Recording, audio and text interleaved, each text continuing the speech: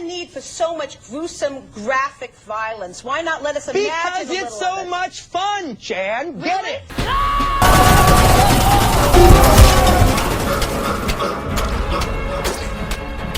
Movies में violence क्यों use होता है? मजे के लिए, स्टोरी में एक पर्पस लाने के लिए, या फिर उसे केवल मासेस को अट्रैक्ट करने के लिए डाला जाता है?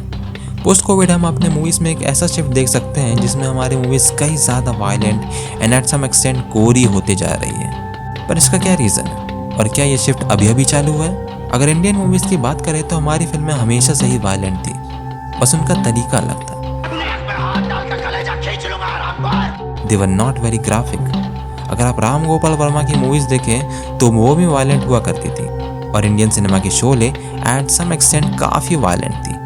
यहाँ तक कि मूवी का एंडिंग भी चेंज कर दिया गया बिकॉज ऑफ इमरजेंसी, क्योंकि सरकार को डर था कि मासेस इससे इंस्पायर हो जाएंगी।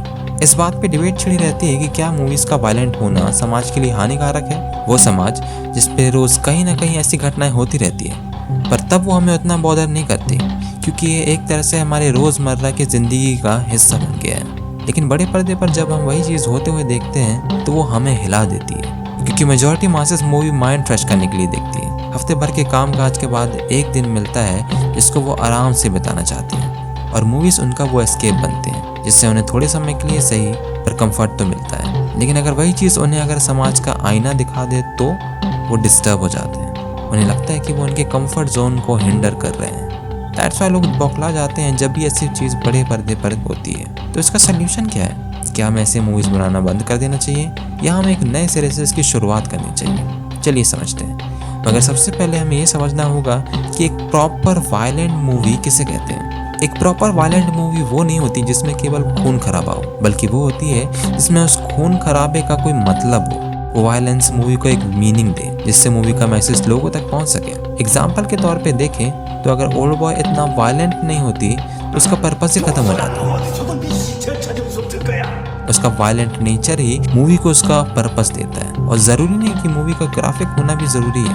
अगर आपने डेनिस विलेन्यू की इंसेंडिस देखी है तो उस मूवी में कोई ग्राफिक वायलेंस नहीं है, फिर भी वो हमें काफ़ी डिस्टर्ब करती है। इसका मतलब है कि फिल्म मेकर का इंटेंट ही दर्शाता है कि मूवी का वायलेंस ऑडियंस किस तरह लेगी। बट आजकल हमारी मूवीज में वायलेंस केवल ऑडियंस को बुलाने का मीडियम बन गया है। जो पिक्चर बिना खून खराबे के भी बन सकती है, उससे हम उसके साथ परोसते हैं। इससे इस मीडियम का मतलब ही खत्म हो जाएगा, और कुछ समय में हमें केवल माइंडलेस ग्राफिक सीन्स ही देखने को मिलेंगे। क्योंकि अगर कोई चीज हमें अबंडेंस में मिलती है तो उस चीज से हम डिसेंटिसाइज हो जाते हैं। खुद ही सोचिए, अगर आपको हर दूसरे दिन राजमा चावल परोसा जाए तो क्या उसको खाने में वो मजा आएगा जो हफ्ते या महीने में एक बार खाने में आता है? नहीं ना।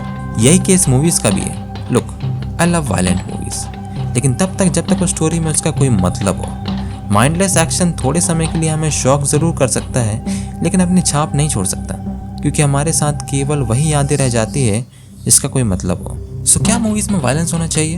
क्यों नहीं, why not, but only if it used as a flavour, not as an ingredient, ताकि वो मूवीज का एक सोल पर्पस ना बन के रह जाए, बल्कि मूवीज में एक ऐसा हिस्सा हो जिसे हम नज़रअंदाज न कर सकें। क्योंकि आप उससे मुंह फेर सकते हैं मगर उसे नकार नहीं सकते। और रही बात समाज को बिगाड़ने की, तो इसी बात पर मुझे जयदीप अलावत का स्टेटमेंट काफी अच्छा लगता है। हमारी समाज ना फिल्मों से बदलेगा नहीं बदलेगा, क्योंकि सिनेमा समाज से बनाते हैं।